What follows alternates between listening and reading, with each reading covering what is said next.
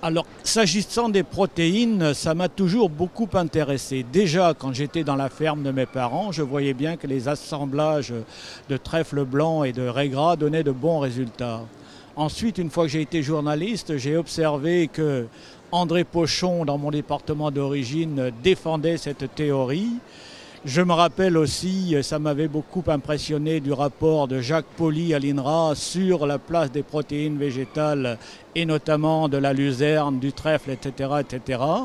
Et donc, quand je suis devenu journaliste, effectivement, ça a été un de mes soucis de parler de l'autonomie fourragère et donc de la place des protéines dans cette autonomie. Je considère aujourd'hui, vu la place prise par les importations chinoises, d'une part le soja sera de plus en plus cher et d'autre part pour produire de plus en plus de soja et pour la Chine et pour l'Union européenne, eh bien il faudra faire de plus en plus de déforestation au Brésil et retourner de plus en plus la pampa en Argentine.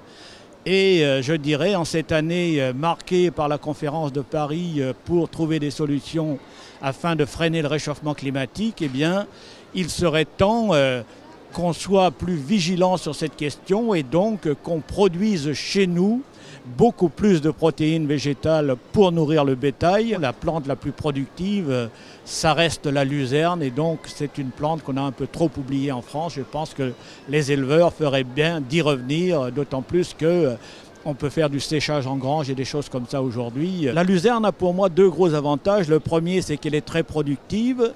Le deuxième, c'est qu'elle capte l'azote de l'air sur ses racines.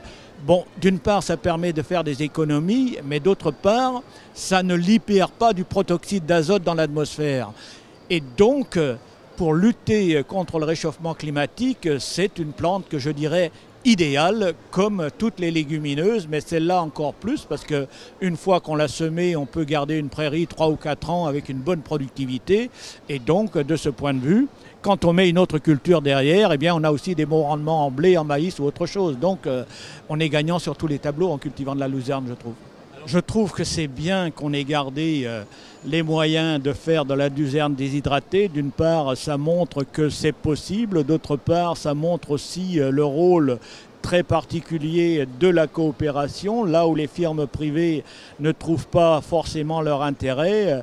La coopération peut mutualiser avec d'autres activités et donc sauvegarder, ce faisant, une plante qui sera de plus en plus intéressante dans les prochaines décennies. Et de ce point de vue, je crois, sur cet aspect-là en particulier, la coopération, partout où elle a maintenu de la production ou développé de la production de luzerne, a joué un rôle très positif de mon point de vue, oui.